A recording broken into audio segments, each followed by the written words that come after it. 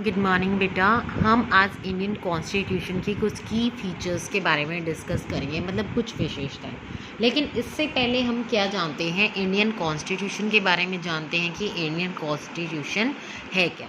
अगर हम भारतीय संविधान की बात करें तो भारतीय संविधान के बारे में आप बहुत अच्छे से जानते हो कि जो भी रूल्स रेगुलेशंस हैं हमारे देश जो हमारी कंट्री है उससे रिलेटेड, वो सभी क्या हैं, हमारे कॉन्स्टिट्यूशन में लिखे हुए हैं। जब क्या हुआ था, भारतीय राष्ट्रीय आंदोलन चल रहा था तो उन्होंने उसमें जितने भी लीडर शामिल थे वो सब क्या चाहते थे कि एक फ्री इंडिया होना चाहिए, एक स्वतंत्र भारत होना चाहिए।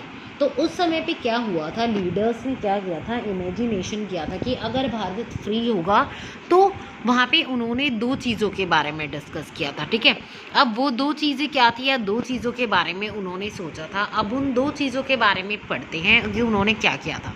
फर्स्ट तो उन्होंने डेमोक्रेसी के बारे में सोचा था कि हमारा देश एक होगा तो लोकतांत्रिक देश होगा, वहाँ पे डेमोक्रेटिक कंट्री होगी हमारी। क्यों? क्योंकि हमने बहुत कुछ सफ़र किया है।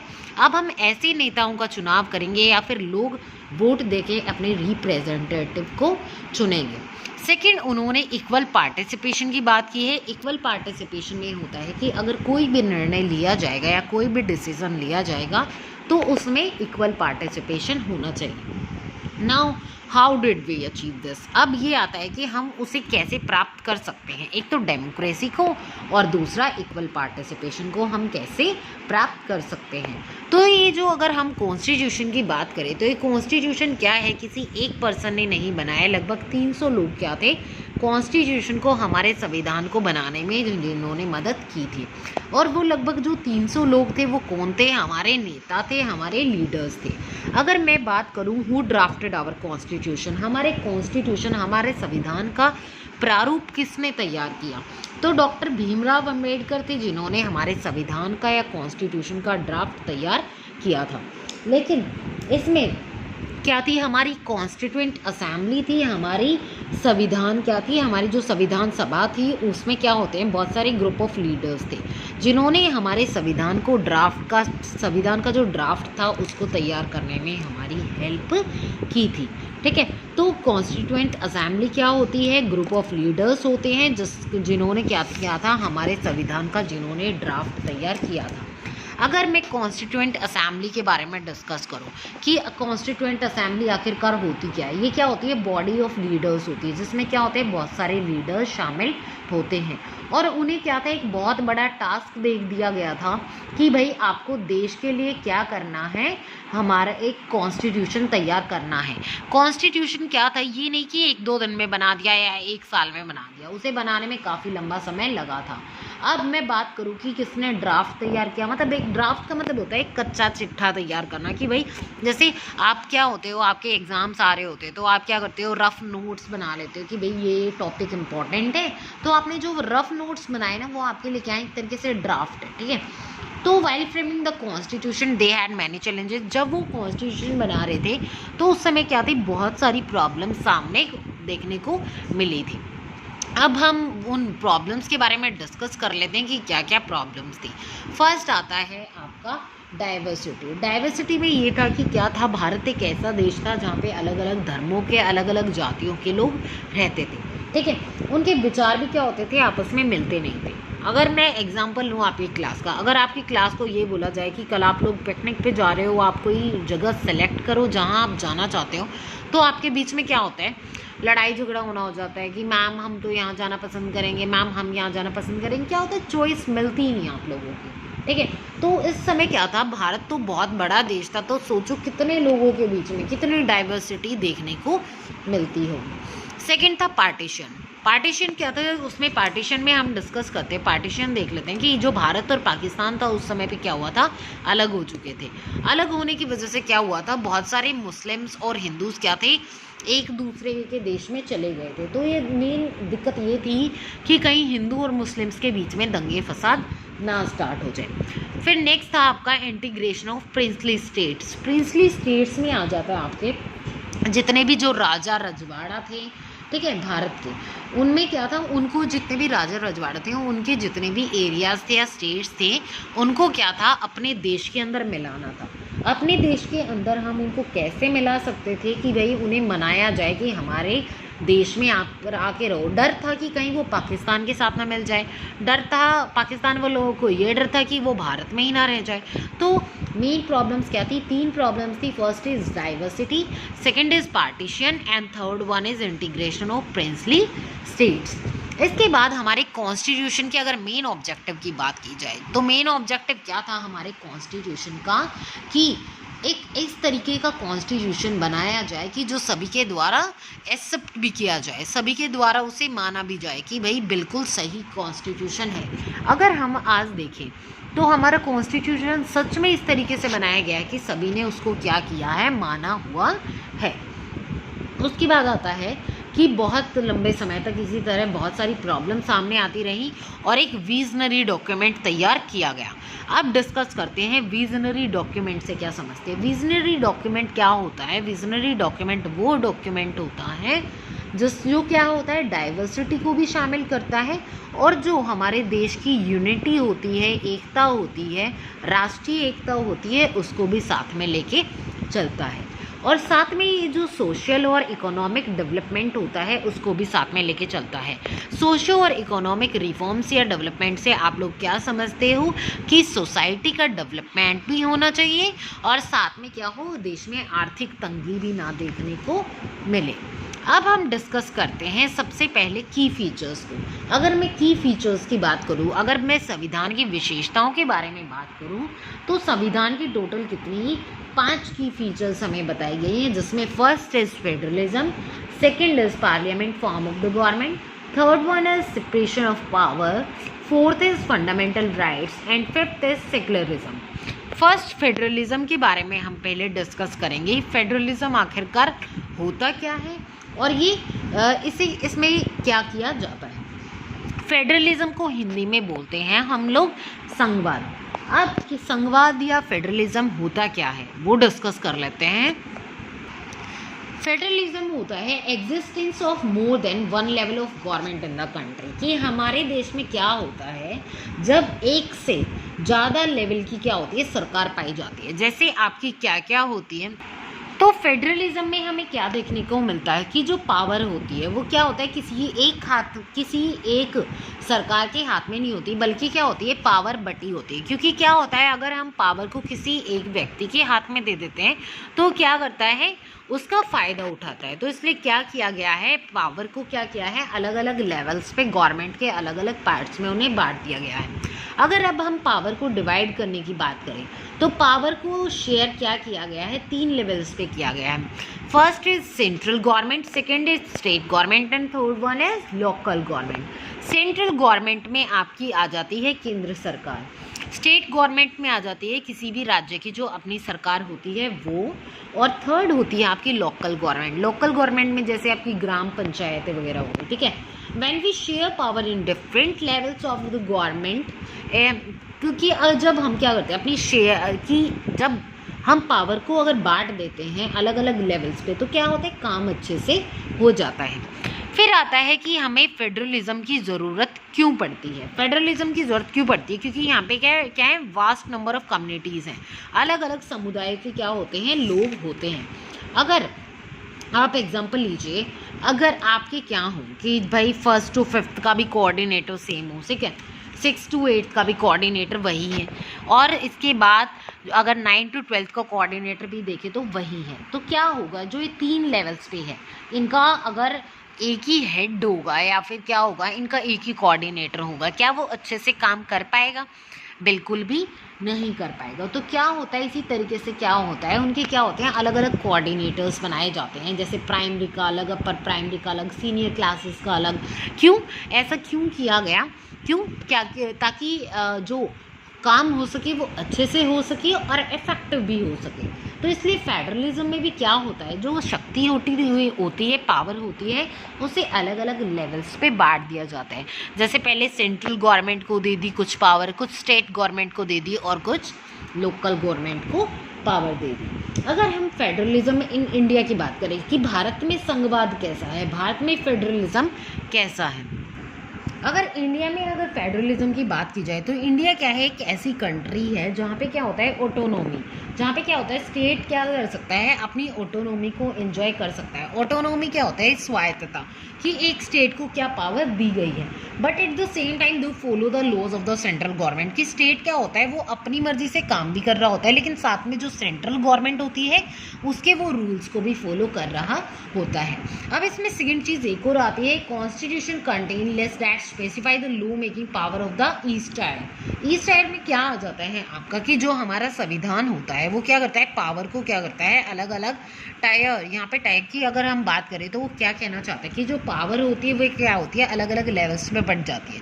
अलग अलग लेवल्स कौन से पढ़े थे, सबसे पहले आता है आपका सेंट्रल, उसके बाद आता है आपका सेंट्रल के बाद क्या था आपका स्टेट, और उसके बाद लास्ट में था आपका लोकल गवर्नमेंट। ठीक है, ये क्या होते हैं अलग अलग लेवल्स को ही क्या बोला जाता है, आपके टायर या टीयर बोला जाता है। ओके, फिर इसके बाद इसमें क्या था कि भाई जो कॉन्स्टिट्यूशन है वो ये कहता है कि एक किसी स्टेट को या किसी भी जो भी सेंट्रल लेवल होता है उनको पैसा कहाँ से मिलता है, तो उनको पैसा क्या होता है, इन्हें अलग अलग दूसरे देशों के साथ जो इनके रिलेशंस होते हैं वहाँ से उन्हें पैसा मिल जाता है। ठीक है, साथ में क्या होते हैं इनकी, क्या होती है इनकी जो जिम्मेवारियाँ होती हैं वो क्या होती हैं, अलग अलग होती हैं।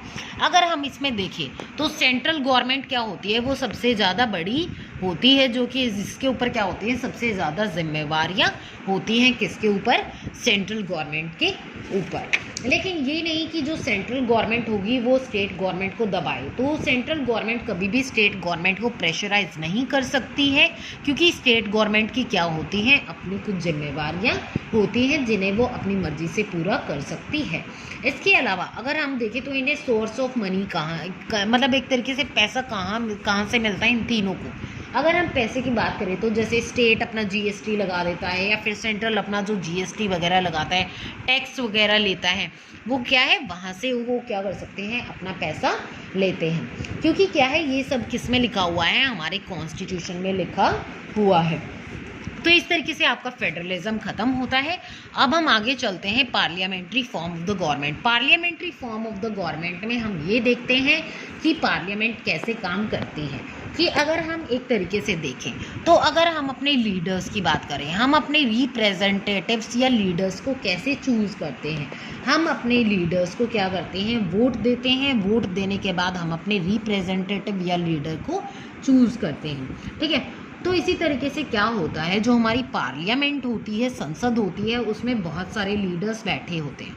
ये लीडर्स मिलके क्या करते हैं, कोई डिसीजन लेते हैं, कोई डिबेट डिस्कशन करके कोई कानून बनाते हैं। ठीक है, तो इस तरीके से क्या होते हैं कि जैसे अब आप एग्जांपल ले सकते हो कि हमारे देश का, देश का नहीं, दिल्ली का सीएम कौन है, अरविंद केजरीवाल है। वो क्या है, उसको रिप्रेजेंटेटिव किसने चुना, हम लोगों ने चुना है। ठीक है, तो रिप्रेजेंटेटिव कौन कहलाया, अरविंद केजरीवाल कहलाया। अब बात करते हैं उसको चुनता कौन है। ठीक है, कौन उन्हें सेलेक्ट करता है, हु चूज दैम, कि जितने भी लीडर्स होते हैं उनको कौन सेलेक्ट करता है। फिर आती है बात यूनिवर्सल एडल्ट फ्रेंचाइजी, मतलब सार्वभौमिक मताधिकार। यूनिवर्सल लिख देती हूँ मैं यहाँ पे, यूनिवर्सल एडल्ट, इसका मतलब होता है सार्वभौमिक मताधिकार। सार्वभौमिक मताधिकार में क्या होता है, जिस भी व्यक्ति की उम्र 18 साल या 18 से ज़्यादा होती है वो क्या होता है, एडल्ट कहलाता है। जिस व्यक्ति की उम्र 18 साल या 18 वर्ष से ज़्यादा होती है वो क्या कहलाता है, कि एडल्ट कहलाता है, जो डायरेक्टली अपने रिप्रेजेंटेटिव को चूज़ कर सकता है। और उसके बाद रिप्रेजेंटेटिव्स क्या करते हैं, पार्लियामेंट में जाते हैं या फिर अपनी एक लेजिस्लेटिव असेंबली बनाते हैं, जहाँ पे क्या करते हैं, वो अपने अकॉर्डिंग कानून बनाते हैं। अपने अकॉर्डिंग वो कानून कैसे बनाते हैं, डिस्कशन करके, डिबेट करके क्या करते हैं, वो अपने कानून बनाते हैं। तो यहाँ पे अब दो चीज़ें आती हैं, एक आता है आपका डेमोक्रेसी।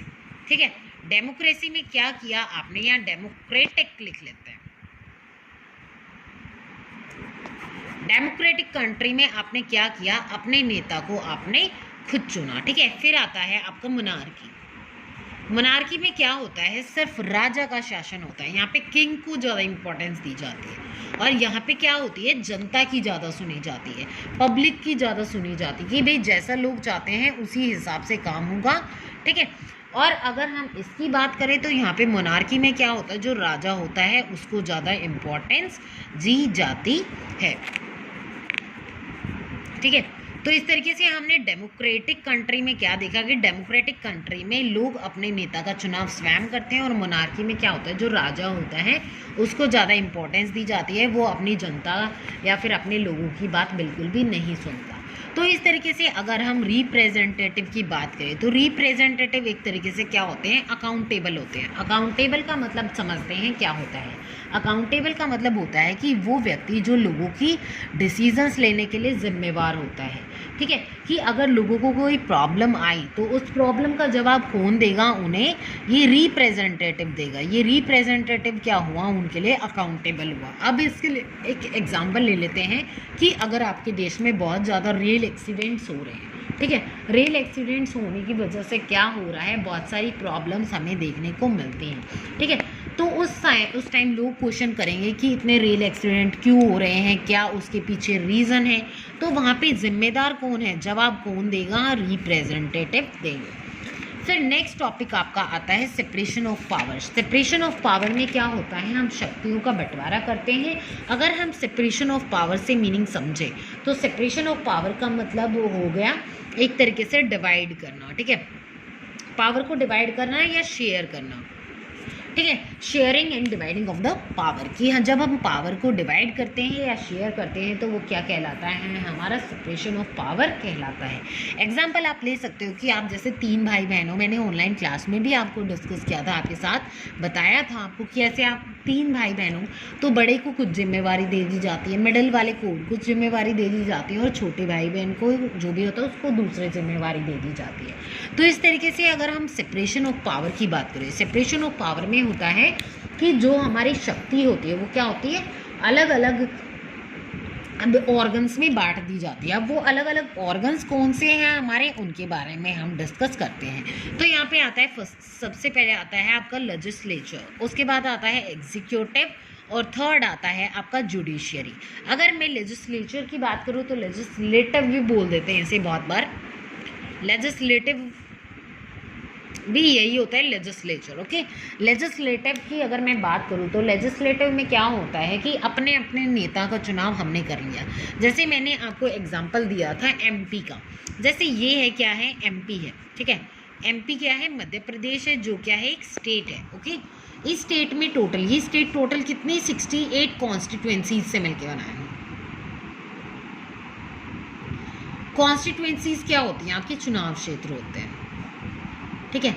ये टोटल कितनी कॉन्स्टिट्यूएंसीज से मिलके बना है, 68 कॉन्स्टिट्यूएंसीज से मिलके बना है। यहाँ से टोटल एमएलए कितने सिलेक्ट होंगे, 68 एमएलए सिलेक्ट होंगे, ठीक है। ये एमएलए मिलके क्या बनाएंगे, अपनी लेजिस्लेटिव असेंबली बनाएंगे। अब ये लेजिस्लेटिव असेंबली इन्होंने बना ली। अब ये लेजिस्लेटिव असेंबली में क्या करेंगे, डिस्कशन करेंगे, डिबेट करेंगे, और कोई लॉ बना देंगे, कोई नया कानून बना देंगे। तो इस तरीके से हमने क्या देखा, एमपी एक स्टेट था, वहाँ पे टोटल 68 कॉन्स्टिट्यूएंसीज थी, चुनाव क्षेत्र थे। इन्होंने क्या किए, अपने अपने एमएलए सेलेक्ट किए, और टोटल वहाँ से कितने एमएलए हुए, 68 एमएलए बने, और इन्होंने अपनी एक लेजिस्लेटिव असेंबली बनाई। और लेजिस्लेटिव असेंबली बनाने के बाद इन्होंने डिस्कशन किया, डिबेट किया, और अपने कानून बना दिए। तो इस तरीके से हमने देखा कि लेजिस्लेटिव असेंबली क्या करती है, लेजिस्लेटिव असेंबली कानून बनाती है। फिर आती है एग्जीक्यूटिव। एग्जीक्यूटिव क्या करती है, जितने भी कानून बनाए गए हैं उनको इम्प्लीमेंट करती है, उनको लागू करती है। ये क्या होते हैं, कानून बनाने के लिए रिस्पॉन्सिबल, लागू करने के लिए रिस्पॉन्सिबल होते हैं।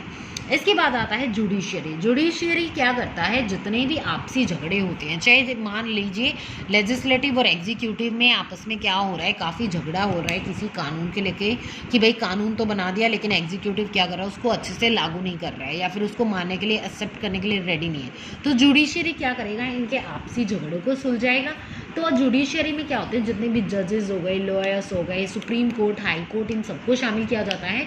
मतलब एक तरीके से system of court in the country, जैसे सुप्रीम कोर्ट हो गया, हाई कोर्ट हो गया, वो सब क्या होते हैं हमारे जुडिशरी में ही शामिल किए जाते हैं। तो इस तरीके से हमारे 3 ऑर्गन्स हो गए जिसमें पावर को बांटा गया है। First is legislative, second is executive and third one is judiciary. इसके बाद हमें पावर को शेयर करने की ज़रूरत क्यों है? Why do we share power? हम पावर को शेयर क्यों करते हैं? अगर हम पावर को शेयर करने की बात करें तो हम पावर को इसलिए बांटते हैं ताकि अगर हम पावर को किसी एक व्यक्ति के हाथ में दे दें तो क्या होता है, वो पावर का मिसयूज़ करता है। आप एग्जांपल ले सकते हो, मैंने ऑनलाइन क्लास में भी दिया था कि जब क्या होता है, आपकी क्लास का एक बॉय मॉनिटर बना दिया जाता है, ठीक है, वो गर्ल्स के साथ क्या करता है, डिस्क्रिमिनेशन करता है कि भाई अपने दोस्तों का नाम तो लिखता नहीं है, लड़कों का नाम तो लिखता नहीं है, लेकिन लड़कियों का नाम क्या करता है, लिख देता है। तो वहाँ पे क्या है, हमें डिफरेंसेस देखने को मिलते हैं कि भाई लड़कियों के साथ भेदभाव हो रहा है। तो अब क्या करती हैं टीचर, सेपरेशन ऑफ पावर कर देती कि भाई बॉयज़ का अलग मॉनिटर बना देती है, गर्ल्स का अलग मॉनिटर बना देती। क्यों? ताकि बैलेंस बना रहे। तो इस तरीके से हमने इसके बारे में डिस्कस किया। अब एक और चीज़ है, यहाँ पे हम स्टेट वर्ड जान लेते हैं कि यहाँ पे ये क्या चाहता है कि हम हमेशा क्या करते हैं, स्टेट को हम जोड़ते हैं कि भाई राज्य से, लेकिन क्या होता है, स्टेट हम किसी कंट्री के लिए भी क्या कर सकते हैं, यूज़ कर सकते हैं। अगर हम क्या करते हैं, मान लेते हैं हम इंडियन स्टेट भी बोल सकते हैं, मतलब इंडियन कंट्री की जगह क्या कर सकते हैं, इंडियन स्टेट भी हम बोल सकते हैं। तो क्या है, हम इंडियन कंट्री क्या है, एक सॉवरेन कंट्री है, मतलब यहाँ के पीपल क्या है, सॉवरेन है। सॉवरेन का मतलब क्या होता है, जो अपने डिसीजन खुद ले सकता है, फ्री टू टेक डिसीजंस, जो अपने डिसीजन खुद लेते हैं, वो क्या होती है, एक सॉवरेन कंट्री कहलाती है। अब एक और चीज़ जान लेते हैं, गवर्नमेंट। गवर्नमेंट क्या होती है, गवर्नमेंट होती है non permanent entity. Non permanent entity का मतलब होता है कि जो टेम्परेरी होते हैं, जो क्या होते हैं, कुछ समय के लिए होते हैं। एग्जाम्पल समझ लेते हैं, जैसे प्रेजेंट में क्या है, आम आदमी पार्टी है, लेकिन क्या पता कल को कांग्रेस चुनाव जीत जाए या आम आदमी पार्टी दोबारा से ही आ जाए या फिर बीजेपी जीत जाए। तो क्या होता है, इस तरीके से क्या होता है, हमारी सरकार बदलती रहती है। तो क्या होता है, गवर्नमेंट क्या होता है, एक नॉन परमानेंट एंटिटी या टेम्परेरी एंटिटी होती है। तो इंडियन स्टेट के लिए हमने यहाँ पे क्या जाना कि स्टेट को हम एक कंट्री के लिए भी यूज़ कर सकते हैं, क्योंकि इंडिया क्या है, एक सॉवरेन कंट्री है जो अपने डिसीजन खुद लेती है। और गवर्नमेंट क्या होती है, एक नॉन परमानेंट एंटिटी, मतलब एक टेम्परेरी होती है। चलो, उसके बाद क्या होता है, फंडामेंटल राइट्स। फंडामेंटल राइट्स की अगर हम बात करें तो ये होते हैं हमारे मौलिक अधिकार। अगर हम फंडामेंटल राइट्स को जोड़े तो फंडामेंटल राइट्स को कंसाइंस से जोड़ा जाता है। कंसाइंस क्या होता है, एक तरीके से जैसे हमारे बॉडी में क्या होता है, ब्रेन की ज़रूरत होती है, ऐसे ही क्या होता है, कंसाइंस की मतलब बुद्धि की ज़रूरत होती है हमारे भारतीय संविधान में। कंसाइंस क्या होता है, एक तरीके से कोर होता है, ठीक है, क्या होता है, कोर होता है, CORE, कोर। अगर हम अब कोर की बात करें, कोर क्या होता है, एक ज़रूरी, मतलब जो बहुत ज़्यादा इम्पॉर्टेंट है। अगर कंसाइंस को जोड़े तो उसको हमने किससे जोड़ा था, बुद्धि से जोड़ा था या हमारे ब्रेन से जोड़ा था। तो जिस प्रकार से क्या होता है, हमारी बॉडी में ब्रेन का या फिर माइंड का होना ज़रूरी है, ऐसे ही क्या होता है, हमारे कॉन्स्टिट्यूशन की जान कौन है, फंडामेंटल राइट्स है, ठीक है। क्यों? क्योंकि ये हमने क्या किया था, पास्ट एक्सपीरियंसेस को हम देखें तो भारत में क्या था, बहुत सारा स्ट्रगल भारत को देखने को मिला था। भारत ने बहुत ज़्यादा सफ़र किया था, ब्रिटिशर्स के अधीन भारत रहा था, जिस समय क्या थी, बहुत सारी प्रॉब्लम हमारे सामने निकल के आई थी। तो इसलिए उस टाइम 2 चीज़ें सामने निकल कर आई थी कि भाई हमारे पास एक सेट ऑफ रिटन डॉक्यूमेंट होना चाहिए, कि लिखित संविधान होना चाहिए हमारा, और ऐसा होना चाहिए कि भाई दूसरा कि मिसयूज़ ऑफ स्टेट, कि कोई स्टेट उसका मिसयूज़ भी ना कर पाए। उसके बाद आगे बात आती है, इन्होंने एक चीज़ और बोली है, आर्बिट्रेरी। आर्बिट्रेरी क्या होता है उसके बारे में डिस्कस कर लेते हैं। आर्बिट्रेरी का मतलब होता है एक तरफा, कि अगर कोई भी डिसीजन लिया जाए तो वो ये नहीं कि कोई स्टेट अपने, जैसे कोई आपने अपना नेता चुना, ठीक है, वो नेता क्या करेगा, आपके अकॉर्डिंग डिसीजन लेगा कि भाई मेरी जनता क्या चाहती है। अगर वो जनता के बारे में नहीं सोचता है और सिर्फ अपनी अपनी सोच के अपने अकॉर्डिंग वो डिसीजन ले लेता है, तो क्या वो एक अच्छा नेता कहलाएगा? बिल्कुल भी नहीं कहलाएगा। वहाँ वहाँ पे क्या हो रहा है, आपके फंडामेंटल राइट्स का हनन हो रहा है। तो इस तरीके से जैसे हम इसमें एग्जांपल ले लेते हैं कि आपकी बुक में भी एक एग्जांपल दिया गया था। एक क्लास में क्या थे, 15 बॉयज़ थे, 5 गर्ल्स थी। बॉयज़ क्या थे, क्रिकेट खेलना चाहते थे, और गर्ल्स क्या खेलना चाहती थी, बास्केटबॉल खेलना चाहते थे। अब बॉयज़ क्या थे, सर टीचर ने वहाँ पे आके ये पूछ लिया कि कौन कौन क्रिकेट खेलना चाहता है। 15 के 15 लड़कों ने क्या किया, अपना हाथ ऊपर की तरफ उठा दिया। तो डिसीजन किसके आधार पे हुआ, मेजॉरिटी के आधार पे हुआ, ठीक है। और माइनॉरिटी वाले ग्रुप के साथ क्या हुआ, भेदभाव हुआ। तो इस तरीके से क्या हुआ, हमें डिफरेंसेस देखने को मिले कि जो माइनॉरिटी वाले ग्रुप थे उनके साथ भेदभाव हो रहा था, और मेजॉरिटी वाले ग्रुप क्या थे, जीत गए थे एक तरीके से। तो फंडामेंटल राइट क्या हेल्प करता है कि माइनॉरिटी वाले ग्रुप की भी हेल्प करता है, माइनॉरिटी कम्युनिटीज़ की भी हेल्प करता है। अब हम इन फंडामेंटल राइट्स को डिस्कस करेंगे, जिसमें हमारा क्या होता है, हमारे टोटल 6 राइट्स दिए गए हैं। First is right to equality, second is right to freedom, third is right against exploitation, fourth is right to freedom of religion, fifth is cultural and educational rights, sixth is right to constitutional remedies. तो हम सबसे पहले discuss करते हैं right to equality. Right to equality में क्या बताया गया है आपका, वो डिस्कस कर लेते हैं कि क्या है, भारत में क्या है, सभी व्यक्ति समान हैं, उनके साथ भेदभाव नहीं होना चाहिए।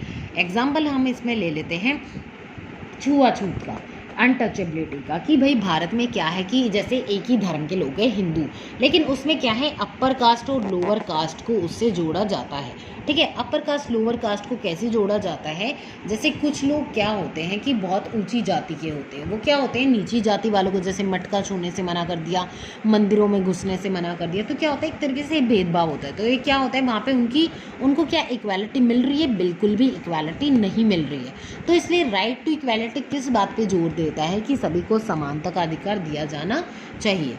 फिर आता है right to freedom. Right to freedom में होता है कि कोई भी व्यक्ति कहीं भी आ जा सकता है, अपने व्यूज़ को एक्सप्रेस कर सकता है, साथ में कंट्री के किसी भी पार्ट में रह सकता है, अपने अकॉर्डिंग अपना प्रोफेशन चूज़ कर सकता है, कोई भी ऑक्यूपेशन चूज़ कर सकता है, और अपना कोई भी बिजनेस स्टार्ट कर सकता है। थर्ड आता है आपका राइट अगेंस्ट एक्सप्लॉयटेशन, मतलब शोषण के विरुद्ध अधिकार। इसमें क्या होता है कि जैसे ह्यूमन ट्रैफिकिंग क्या होता है कि मनुष्यों की या इंसानों की खरीद फरोख्त, कि भाई किसी इंसान को खरीद लिया और कहीं पे उसको बेच दिया, ये उसके लिए बनाया गया था कि भाई किसी भी इंसान को ना खरीदा जाएगा और ना उसको बेचा जाएगा। सेकंड आता है आपका फोर्स्ड लेबर में आता है कि आप ज़बरदस्ती किसी से काम नहीं करवा सकते हो, अगर उसकी मर्जी है तो वो काम करेगा, वरना आप ज़बरदस्ती किसी का शोषण नहीं कर सकते हो। उसके बाद आता है employment of children under 14 years of age, कि अगर 14 साल से कम उम्र के बच्चे हैं तो आप उन्हें काम पे नहीं लगा सकते हो। नेक्स्ट आता है आपका right to freedom of religion, कि आप किसी भी धर्म को मान सकते हो, आपको अपने धर्म का प्रचार प्रसार करने का पूरा अधिकार है। नेक्स्ट आता है आपका cultural and educational rights. Cultural और एजुकेशनल राइट्स में हम डिस्कस करते हैं कि आप किसी भी संस्कृति को मान सकते हो और किसी भी शिक्षा, कहीं भी शिक्षा प्राप्त कर सकते हो। आप अपनी संस्कृति का पूरा प्रचार प्रसार भी कर सकते हो, और साथ में क्या कर सकते हो, जो आपकी शैक्षिक संस्थानें होती हैं, इंस्टीट्यूशंस होते हैं, उनको भी खोल सकते हो। लास्ट आता है आपका right to constitutional remedies. Right to constitutional remedies सबसे इम्पॉर्टेंट राइट है आपका। इसमें क्या होता है, आपको ऐसा लग रहा है कि आपका जो अधिकार है, आपके जो फंडामेंटल राइट्स है, वो आपको नहीं दिए जा रहे हैं या आपसे छीने जा रहे हैं या फिर आपका हनन किया जा रहा है, तो आप क्या कर सकते हो, कोर्ट में जा सकते हो और कोर्ट में जाके उसके खिलाफ आवाज़ उठा सकते हो, ठीक है। तो इस तरीके से हमने इन टोटल अपने फंडामेंटल राइट्स को डिस्कस किया। तो if fundamental rights are violated then you will go to court, कि अगर आपको लगता है कि आपके फंडामेंटल राइट्स आपसे छीने जा रहे हैं तो आप क्या कर सकते हो, अपने स्टेट के कोर्ट में जा सकते हो। तो अब इसके हम कुछ बेसिक पॉइंट को डिस्कस कर लेते हैं कि कौन से हमारे बेसिक पॉइंट्स हैं। अब हमारे सामने बेसिक पॉइंट्स निकल के आए कि जो डॉक्टर अंबेडकर थे ऑब्जर्वेशन अबाउट की, उनकी क्या ऑब्जर्वेशन है फंडामेंटल राइट्स को लेके। तो फर्स्ट ऑब्जर्वेशन यही थी या फर्स्ट ऑब्जेक्टिव यही था कि every citizen must be in position to claim those rights, कि इसमें यह है कि अगर किसी व्यक्ति को ऐसा लगता है कि भाई उससे उसका अधिकार छीना जा रहा है तो वो क्या कर सकता है, क्लेम कर सकता है, वहाँ पे अपनी आवाज़ उठा सकता है। फिर उन्होंने बात की है, फिर उन्होंने सेकेंडली उन्होंने अपनी क्या बात रखी है कि these right must be binding upon every authority that the power to make laws, कि जिस व्यक्ति के हाथ में, जैसे हमारी सरकार के हाथ में क्या होती है, पावर होती है, ठीक है, सरकार सबसे ज़्यादा ताकतवर होती है, तो सरकार क्या कर सकती है, अधिकारों का गलत प्रयोग भी कर सकती है। तो क्या होना चाहिए, एक तरीके से जो अथॉरिटी है उसके भी क्या होना चाहिए, हमारा कॉन्स्टिट्यूशन उससे भी ज़्यादा ऊपर है, ठीक है। वो क्या कर सकते हैं, जहाँ भी लगता है कि भाई गवर्नमेंट अपनी पावर का गलत प्रयोग कर रही है, उनके अधिकार जनता के उनसे छीने जा रहे हैं, तो वहाँ पे अथॉरिटी के ऊपर भी आवाज़ उठाई जा सकती है। उसके बाद नेक्स्ट टॉपिक आपका आता है सेक्युलरिज्म। सेक्युलरिज्म में हम डिस्कस करते हैं, सेक्युलरिज्म को अगर मैं हिंदी में बताऊं तो धर्मनिरपेक्षता बोला जाता है। धर्मनिरपेक्षता में क्या होता है, किसी एक धर्म को इम्पोर्टेंस नहीं दी जाती बल्कि सभी धर्मों को इक्वल माना जाता है। अगर हम मीनिंग देखें सेक्युलर का, तो सेक्युलर का मीनिंग होता है not connected with religious matter, कि अगर सेक्युलर को देखें तो ये किसी रिलीजियस मैटर से नहीं जुड़ा हुआ होता है।